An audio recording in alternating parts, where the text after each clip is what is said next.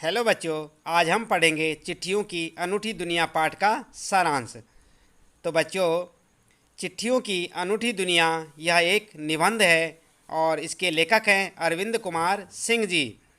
यहाँ पर बच्चों, लेखक ने चिट्ठियों की अनूठी दुनिया के माध्यम से चिट्ठियों की उपयोगिता को दर्शाया है। तो आइए शुरू करते हैं पाठ का सारांश। तो बच्चों, चिट्ठियों की अनूठी दुनिया अरविंद कुमार सिंह जी द्वारा लिखा गया एक प्रसिद्ध निबंध है, जिसमें आपने यानी कि उन्होंने पत्रों की उपयोगिता पर प्रकाश डाला है। लेखक के अनुसार पत्र जो काम कर सकते हैं वह काम फ़ोन या एसएमएस नहीं कर सकता है।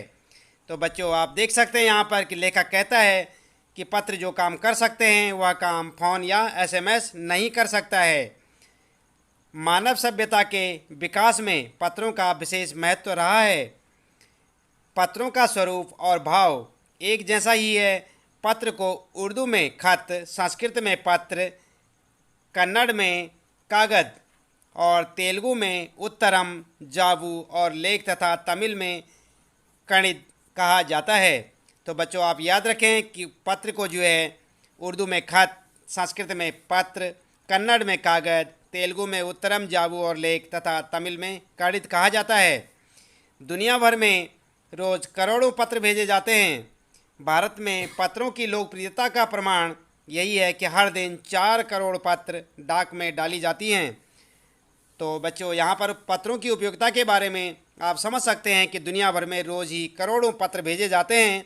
और भारत की जहाँ तक बात की जाए तो यहाँ पर भी पत्रों की काफ़ी लोकप्रियता है और आप समझ सकते हैं कि हर दिन 4 करोड़ पत्र डाक में डाले जाते हैं। आगे आप देख रहे हैं कि पिछली शताब्दी में पत्र लेखन कला का रूप ले लिया। और पिछली शताब्दी की अगर पुराने समय की बात की जाए तो पत्र लेखन ने कला का रूप ले लिया।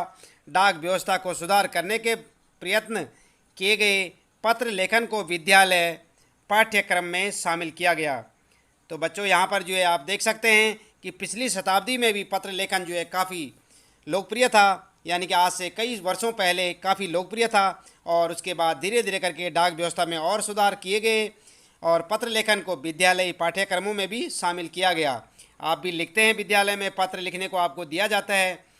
और इसके बाद विश्व डाक संघ और भारत सरकार ने पत्रों के प्रचार में योगदान किया। और आप यहाँ पर देख सकते हैं कि किस किस ने योगदान किया। इसमें विश्व डाक संघ और भारत सरकार ने पत्रों के प्रचार में योगदान किया। आज भले ही बड़े शहरों और महानगरों में संचार साधनों के तेज विकास से पत्रों की आवाजाही प्रभावित हुई हो, लेकिन ग्रामीण समाज में इनकी लोकप्रियता बरकरार है। तो इसका कारण क्या है बच्चों कि बड़े बड़े शहरों में तो जो है अब संचार के कई अन्य साधन हो गए हैं और लोगों का आना जाना लगा रहता है। आवाजाही के बहुत सारे साधन लोगों के पास हैं, लेकिन पुराने समय में ये साधन नहीं थे। तो उन बड़े बड़े महानगरों में भी पत्रों का जो है ज़्यादा चलन था। अब केवल ग्रामीण क्षेत्रों में ही लोकप्रियता ज़्यादा बरकरार रह गई है। और महानगरों में संचार के साधनों के कारण फ़ोन, ईमेल्स और एसएमएस के द्वारा लोग एक दूसरे से संपर्क बना लेते हैं। लेकिन ग्रामीण क्षेत्रों में जहाँ पर संचार के साधनों की उपलब्धता नहीं है, वहाँ पर अभी भी पत्रों की जो है लोकप्रियता बनी हुई है। कोई व्यक्ति आपको ऐसा नहीं मिलेगा जो कभी किसी न किसी को पत्र ना लिखा हो या लिखाया ना हो। तो बच्चों, आप देख सकते हैं, आप भी पत्र लिखते हैं। जब परीक्षा का टाइम आता है तो आपसे भी पत्र लिखाए जाते हैं। तो आप समझ सकते हैं कि किसी भी प्रकार से कोई भी व्यक्ति ऐसा नहीं होगा जिसने कभी पत्र ना लिखा हो या ना लिखाया हो। हमारे देश की जहाँ तक बात की जाए तो हमारे देश के सैनिक अपने पत्रों को बेसब्री से इंतज़ार करते हैं। आज परिवहन साधनों ने पत्रों को पहुंचने के समय में कमी ला दी है। इसका मतलब ये है कि परिवहन साधन अब जो है इतने तेज़ हो चुके हैं कि जल्दी से जल्दी पत्र जो है एक स्थान से दूसरे स्थान में पहुंच जाया करते हैं। आज केवल पत्र ही नहीं, अन्य साधन भी मौजूद हैं। पत्रों को सहेज और संजोकर विरासत के रूप में रखने की परंपरा है। आपने देखा होगा कि आपके घरों में भी पुराने समय के कुछ पत्र पड़े होंगे और इसी प्रकार से देश और दुनिया में इन पत्रों को जो है सहेज कर रखने की पहले से ही एक परंपरा बनी हुई है। पंडित नेहरू द्वारा इंदिरा गांधी को लिखे गए पत्र करोड़ों लोगों को प्रेरणा देते हैं। और बच्चों, पंडित नेहरू ने अपनी पुत्री इंदिरा गांधी को जो पत्र लिखे थे, आज भी वे पत्र संजो कर रखे गए हैं और करोड़ों लोग उन्हें पढ़ते हैं और उनसे प्रेरणा लेते हैं। दुनिया के तमाम संग्रहालय जानी मानी हस्तियों के पत्रों का अनूठा संकलन भी है। और दुनिया में जो है कई ऐसे संग्रहालय बनाए गए हैं जिनमें जानी मानी हस्तियों के पत्रों को जो है संजो कर रखा गया है। तमाम पत्र देश, काल और समाज को जानने समझने का असली पैमाना है। आपको जब पुराने पत्र मिलेंगे तो आप समझ सकते हैं, उन पत्रों में जो कुछ लिखा होगा उससे समझ सकते हैं कि वो समय कैसा था, उस समय के हालात कैसे थे। और इस प्रकार से कहा जा सकता है कि पत्र जो है देश, काल और समाज को जानने का असली पैमाना है। महात्मा गांधी के पास दुनिया भर से तमाम पत्र केवल उन्हीं द्वारा लिखे जाते थे।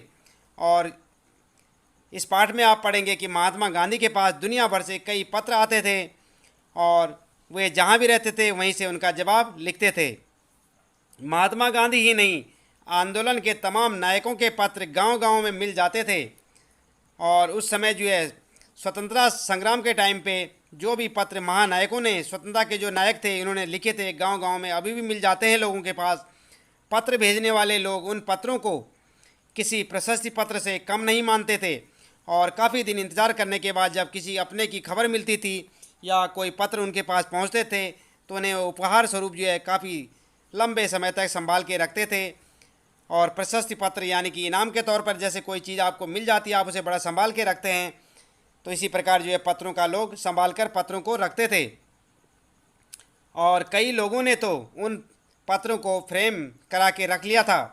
और यही नहीं, कई लोग ऐसे भी होते हैं जिन्होंने उन पत्रों को जो है फ्रेम, यानी कि जिस प्रकार से आप अपनी फ़ोटो को जो है टांग के रखते हैं फ्रेम करवा के कांच के शीशे में अच्छे प्रकार से, ऐसे लोगों ने पत्रों को भी रखा करते थे। पत्र किसी दस्तावेज से कम नहीं है। दस्तावेज क्या होता है बच्चों? जैसे कि आपके 10वीं 12वीं के जो सर्टिफिकेट होते हैं, प्रमाण पत्र होते हैं, या आयु प्रमाण पत्र वगैरह, जितने भी प्रमाण पत्र होते हैं ये ज़रूरी कागजात होते हैं। दस्तावेज मतलब कि ज़रूरी कागजात समझ सकते हैं आप। तो पत्रों को भी कहा गया है कि ये भी ज़रूरी दस्तावेज से कम नहीं है। पंत के 200 पत्र बच्चन के नाम और निराला का के पत्र हमको लिखो है, तथा पत्रों के आईने में दयानंद सरस्वती आदि कई पुस्तकों में है।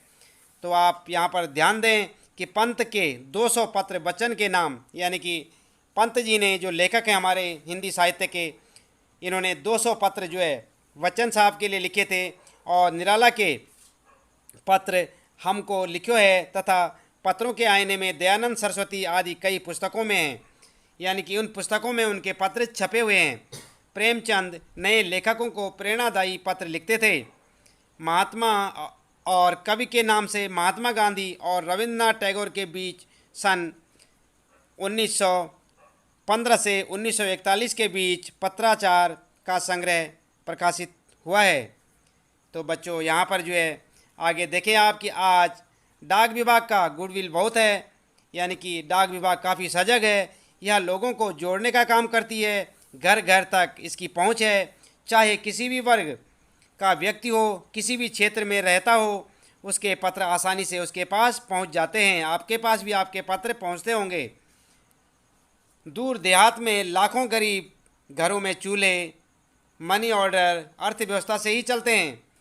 आपने देखा होगा कि दूर गांव में जो लोग रहते हैं उनके यहाँ पर लिखा है कि घरों के चूल्हे मनी ऑर्डर अर्थव्यवस्था से चलते हैं। यानी कि मनी ऑर्डर क्या होता है? पैसे भेजना। बाहर जो लोग रहते हैं आपके घरों के, और गांव में जो लोग रहते हैं उनको बाहर से लोग जो है पैसा भेजते हैं डाक द्वारा, तो उसी को जो है मनी ऑर्डर कहा जाता है। गांव या गरीब बस्तियों में मनी ऑर्डर पहुंचाने वाला डाकिया देवदूत के रूप में देखा जाता है। और जो डाकिया होता है गांव में, जो ग्रामीण लोगों की चिट्ठियां लाता है, पत्र लाता है और उनके मनी ऑर्डर लाता है, यानी कि उनके जो बाहर से लोगों ने पैसे भेज रखे होते हैं, उनके परिवार वालों ने, उनको उन तक पहुंचाता है। वह डाकिया देवदूत से कम नहीं आंका जाता, यानी कि देवदूत के रूप में देखा जाता है। तो बच्चों, इस प्रकार इस कहानी का ये सारांश आपने देखा। चिट्ठियों की अनूठी दुनिया का सारांश हमने आपको बताया। आप इस सारांश को अपनी नोटबुक में भी नोट कर सकते हैं और याद करने की कोशिश करें कि किस प्रकार से इस पाठ में जो है पत्रों की उपयोगिता बताई गई है। और अच्छी प्रकार से फिर से पुनः इस जो है सारांश को आप देखें और अपनी नोटबुक में नोट करें, ताकि आपको ये कहानी अच्छी सी याद हो जाए, ये निबंध जो है आपको अच्छे से याद हो जाए, और यदि इसके बारे में परीक्षा में कुछ पूछा जाए तो आप उसका जवाब दे सकें। तो चलिए शुरू करते हैं चिट्ठियों की अनूठी दुनिया पाठ के प्रश्न उत्तर। तो बच्चों, जैसे कि आप यहाँ पर देख सकते हैं, पाठ का नाम क्या है? चिट्ठियों की अनूठी दुनिया। आप देख रहे हैं ना यहाँ पर, और यहाँ पर पहला प्रश्न है आपके लिए, पत्र जैसा संतोष फोन या एसएमएस का संदेश क्यों नहीं दे सकता? आप देख रहे हैं यहाँ पर, पत्र जैसा संतोष फोन या एसएमएस क्यों नहीं दे सकता? तो आपका उत्तर होगा, पत्र जैसा संतोष फोन या एसएमएस का संदेश नहीं दे सकता, क्योंकि फ़ोन एसएमएस द्वारा केवल कामकाजी बातों को संक्षिप्त रूप से व्यक्त कर सकते हैं। आप देख रहे हैं पहले का उत्तर, पत्रों द्वारा हम अपने मनोभावों को खुलकर व्यक्त कर सकते हैं। पत्रों से आत्मीयता झलकती है, इन्हें अनुसंधान का विषय भी बनाया जा सकता है। ये कई किताबों का आधार हैं। पत्र राजनीति, साहित्य तथा कला के क्षेत्र में प्रगतिशील आंदोलन के कारण बन सकते हैं। यह क्षमता फ़ोन या एसएमएस द्वारा दिए गए संदेश में नहीं है। पत्रों का आकार बड़ा और उनका अस्तित्व अस्थायी होता है, जिन्हें भविष्य के लिए संभाल कर रखा जा सकता है। तो आपने जाना यहाँ पर पहले प्रश्न का उत्तर कि आप पत्र जैसा संतोष फ़ोन या एसएमएस का संदेश क्यों नहीं दे सकता। तो आप ठीक इसी प्रकार से इसका उत्तर लिखेंगे। इसके बाद दूसरा प्रश्न है आपके लिए यहाँ पर, पत्र को खत, कागज, उत्तरम, जाबू, लेख, कड़ित, पाती, चिट्ठी इत्यादि कहा जाता है। इन शब्दों से संबंधित भाषाओं के नाम बताइए। तो आप देख रहे हैं यहाँ पर कई प्रकार के जो है शब्द यहाँ लिखे गए हैं, जो कि पत्रों को अलग अलग भाषाओं में कहा जाता है। तो आप देख रहे हैं यहाँ पर उत्तर, खत किस भाषा में कहा जाता है? उर्दू में। और कागज कहा जाता है कन्नड़ में, उत्तरम तेलुगु में, जाबू तेलुगु में, लेख भी तेलुगु में। कड़ित तमिल भाषा का शब्द है, पाती जो है हिंदी का है, चिट्ठी हिंदी का है, और पत्र संस्कृत भाषा का। तो इस प्रकार से आप देखें यहाँ पर कि अलग अलग भाषाओं में पत्र को अलग अलग नामों से जाना जाता है। उसके बाद आपके लिए तीसरा प्रश्न होगा, पत्र लेखन की कला के विकास के लिए क्या क्या प्रयास हुए, लिखिए। तो आप क्या लिखेंगे इसमें उत्तर, पत्र लेखन की कला को विकसित करने के लिए दुनिया के सभी देशों द्वारा पाठ्यक्रमों में पत्र लेखन का विषय शामिल किया गया। विश्व डाक संघ की ओर से सन 1972 से 16 वर्ष से कम आयु वर्ग के बच्चों के लिए पत्र लेखन प्रतियोगिताएं आयोजित करने का कार्यक्रम भी शुरू किया गया। तो ये होगा आपका तीसरे प्रश्न का उत्तर। इसके बाद आइए जानते हैं यहाँ पर चौथा प्रश्न और उसका उत्तर, पत्र धरोहर हो सकते हैं लेकिन एसएमएस क्यों नहीं? तर्क सहित अपना विचार लिखिए। तो आप क्या लिखेंगे इसका उत्तर, पत्र व्यक्ति की स्वयं की हस्तलिपि में होते हैं, जो कि प्रियजन को अधिक संवेदित करते हैं। हम जितने चाहें उतने पत्रों को धरोहर के रूप में समेट कर रख सकते हैं, जबकि एसएमएस को मोबाइल में सहेज कर रखने की क्षमता ज़्यादा समय तक नहीं होती है। एसएमएस को जल्द ही भुला दिया जाता है। पत्र देश काल समाज को जानने का साधन रहा है। दुनिया के तमाम संग्रहालयों में जानी मानी हस्तियों के पत्रों का अनूठा संकलन भी है। उपयोगी एवं शिक्षाप्रद पत्रों को पुस्तक के रूप में भी रखा जा सकता है। तो इस प्रकार से आप चौथे प्रश्न का उत्तर लिखेंगे। इसके बाद आइए जानते हैं यहाँ पर पांचवा प्रश्न आपके लिए, क्या चिट्ठियों की जगह कभी फैक्स, ईमेल, टेलीफोन या अथवा मोबाइल भी ले सकते हैं? आप देख रहे हैं ना यहाँ पर पांचवा प्रश्न है, क्या चिट्ठियों की जगह कभी फैक्स, ईमेल, टेलीफोन तथा मोबाइल ले सकते हैं? तो आपका उत्तर होगा, पत्रों का चलन न कभी कम हुआ था न कभी कम होगा। चिट्ठियों की जगह कोई नहीं ले सकता। पत्र लेखन एक साहित्यिक कला है, परंतु फैक्स, ईमेल, टेलीफोन तथा मोबाइल जैसे तकनीकी माध्यम केवल कामकाज के क्षेत्र में महत्वपूर्ण हैं। आज ये आवश्यकताओं में आते हैं, फिर भी ये पत्र का स्थान नहीं ले सकते। सबसे महत्वपूर्ण बात यह है कि पत्रों से जो आत्मीयता प्रेम और लगाव मिलता है वह संचार के इन साधनों से नहीं मिल सकता। तो इस प्रकार से आप उत्तर लिखेंगे यहाँ पर 5वें प्रश्न का। इसके बाद आपके लिए छठा प्रश्न यहाँ पर आप देख सकते हैं, किसी के लिए बिना टिकट लिफाफे पर सही पता लिखकर पत्र बैरंग भेजने पर कौन सी कठिनाई आ सकती है, पता कीजिए। तो आपका उत्तर होगा, बिना टिकट सादे लिफाफे पर सही पता लिखकर पत्र बैरंग भेजने पर पत्र को पाने वाले व्यक्ति को टिकट की धनराशि जुर्माने के रूप में देनी पड़ सकती है। कई बार में पत्र सही पते पर नहीं पहुंचता या फिर पत्र वापस भी आ सकता है। इस प्रकार से आप उत्तर लिखेंगे। इसके बाद अगला और 7वां प्रश्न आपके लिए, आप ध्यानपूर्वक देखें। पिन कोड भी संख्याओं में लिखा गया एक पता है, कैसे? तो आपका उत्तर होगा, पिन कोड किसी खास क्षेत्र को संबोधित करता है कि यह पत्र किस राज्य के किस क्षेत्र का है। इसके साथ व्यक्ति का नाम और नंबर आदि भी लिखना पड़ता है। पिन कोड का पूरा रूप है पोस्टल इंडेक्स नंबर। यह 6 अंकों का होता है। हर एक का खास स्थानीय अर्थ होता है, जैसे 1 अंक राज्य का, 2 और 3 अंक उपक्षेत्र के, अन्य अंक क्रमशः डाकघर आदि के होते हैं। इस प्रकार पिन कोड भी संख्याओं में लिखा गया एक पता है। आप इस प्रकार से इसका उत्तर लिखेंगे। इसके बाद बच्चों 8वां प्रश्न आपके लिए, ऐसा क्यों होता था कि महात्मा गांधी को दुनिया भर से पत्र महात्मा गांधी इंडिया पता लिखकर आते थे? आप देख रहे हैं ना यहाँ पर 8वां प्रश्न, ऐसा क्यों होता था कि महात्मा गांधी को दुनिया भर से पत्र महात्मा गांधी इंडिया, आप देख रहे हैं यहाँ पर महात्मा गांधी इंडिया, यह पता लिखकर आते थे। तो ऐसा क्यों होता था? आपका उत्तर होगा, गांधी जी भारत में ही नहीं पूरे विश्व में जाने वाले व्यक्ति थे। यानी कि जाने वाले व्यक्ति हैं, जाने जाने वाले व्यक्ति हैं, क्योंकि गांधी जी को पूरा विश्व ही जानता था। उन्हें दुनिया भर से पत्र महात्मा गांधी इंडिया पता लिखकर आते थे, क्योंकि महात्मा गांधी अपने समय के सर्वाधिक लोकप्रिय व प्रसिद्ध व्यक्ति थे। वे भारत गौरव थे। गांधी जी देश के किस भाग में रह रहे हैं यह देशवासियों को पता रहता था, अतः उन्हें पत्र अवश्य मिल जाता था। वे किसी एक परिवार या स्थान के न होकर पूरे भारत के प्रतिनिधि थे, इसलिए कई लोग महात्मा गांधी इंडिया लिखकर उन्हें पत्र भेज दिया करते थे। तो यहाँ पर बच्चों आप ध्यान दें कि महात्मा गांधी इंडिया लिखकर जो पत्र भेजते थे, क्यों भेजते थे? क्योंकि वो लोकप्रिय थे और सभी उनको जानते थे। आप ध्यान दें, यदि आप जो है अपने गांव से दूसरे गांव चले जाते हैं तो लोग आपको पहचानते नहीं हैं, लेकिन महात्मा गांधी को सारा देश पहचानता था और विश्व के सभी देश पहचानते थे। इसलिए जहां भी वे रहते थे लोग उनके बारे में पता कर लेते थे और महात्मा गांधी को उनका पत्र दे देते थे।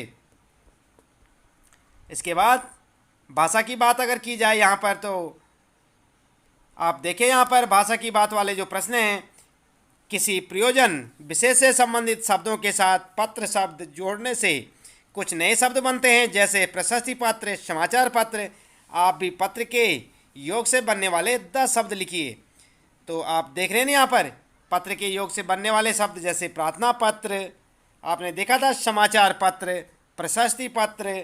तो इसी प्रकार से मासिक पत्र, बधाई पत्र, वार्षिक पत्र, दैनिक पत्र, साप्ताहिक पत्र, पाक्षिक क्या होता है 15-15 दिन में जो निकलते हैं पत्रिकाएं, पाक्षिक पत्र, सरकारी पत्र, साहित्यिक पत्र और निमंत्रण पत्र। इस प्रकार से आप लिख सकते हैं। पत्र से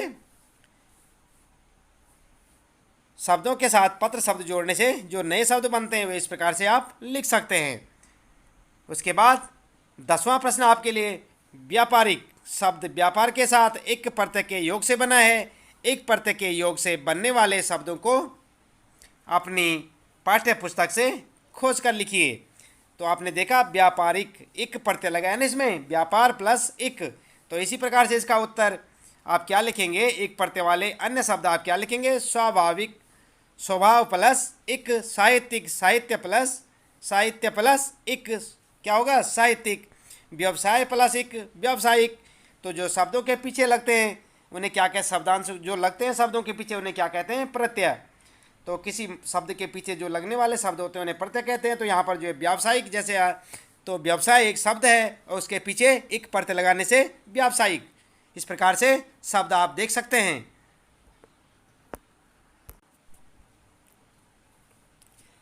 तो बच्चों इसी प्रकार आगे अन्य शब्द भी आप यहाँ पर देखें, जैसे प्राकृतिक, प्रकृति प्लस एक, जैविक, जैव प्लस एक, प्रारंभिक, प्रारंभ प्लस एक, पौराणिक, पुराण प्लस एक, ऐतिहासिक, इतिहास प्लस एक, और सांस्कृतिक, संस्कृति प्लस एक। तो इस प्रकार से आप सारे शब्दों को यहाँ से देख सकते हैं। इसके बाद 11वां प्रश्न आपके लिए यहाँ पर, दो स्वरों के मेल से होने वाले परिवर्तन को स्वर संधि कहते हैं। जैसे रविंद्र, रवि प्लस इंद्र, इस संधि में ई प्लस ई से बड़ी ई हुई है, इसे दीर्घ संधि कहते हैं। आप जानते हैं ना संधि के बारे में, इसके बारे में आप दूसरी वीडियो भी देख सकते हैं जहाँ पर कि संधि के बारे में आपको पूरा बताया जाएगा। दीर्घ स्वर संधि के और उदाहरण खोज कर लिखिए। मुख्य रूप से स्वर संधियाँ 4 प्रकार की मानी गई हैं, दीर्घ, गुण, वृद्धि और यण संधि। और ध्यान दें बच्चों, ये क्या है, स्वर संधि के भेद हैं। आप स्वर संधि के भेद हमारी दूसरी वीडियो में देख सकते हैं। तो इसके बाद बच्चों यहाँ पर आप देख रहे हैं स्वर या दीर्घ, अ, ई, उ के बाद ह्रस्व या दीर्घ अ, ई, उ, आ आए, तो ये आपस में मिलकर क्रमशः दीर्घ आ, ई, उ हो जाते हैं। इसी कारण इस संधि को दीर्घ संधि कहते हैं। जैसे संग्रह प्लस आलय, संग्रहालय, महा प्लस आत्मा, महात्मा। इस प्रकार के क्रम से कम 10 उदाहरण खोजकर लिखिए और अपनी शिक्षक को दिखाइए। तो आपका उत्तर क्या होगा, गुरु उपदेश, गुरु प्लस उपदेश। यहाँ पर आप देखें गुरु प्लस उपदेश। इसी प्रकार संग्रहालय, संग्रह प्लस आलय, और हिमालय, हिम प्लस आलय, और भोजनालय, भोजन प्लस आलय। आप देख रहे हैं ना पीछे ए प्लस आ, उ प्लस उ दिख रहे हैं ना आपको। इसी प्रकार से आप इन्हें लिखेंगे। स्वेच्छा, सु प्लस इच्छा, अनुमति, अनु प्लस मति। और इसके बाद रविंद्र, रवि प्लस इंद्र, और विद्यालय, विद्या प्लस आलय, सूर्योदय, सूर्य प्लस उदय, और सदा प्लस एव, सदैव। तो इस प्रकार से आप इन शब्दों को लिखें और संधि से संबंधित वीडियो देखने के लिए और अधिक जानकारी के लिए संधि पाठ का वीडियो जरूर देखें। तो इस प्रकार बच्चों यहाँ पर जो है आपका ये पाठ जो है समाप्त होता है। काफ़ी कम प्रश्न थे इस पाठ में, आपके लिए आसानी हो जाएगी। आप जो इन्हें याद करें और अपनी नोटबुक में नोट भी करें अच्छी सी हैंडराइटिंग में। आज के लिए आपके लिए इतना ही काफ़ी है।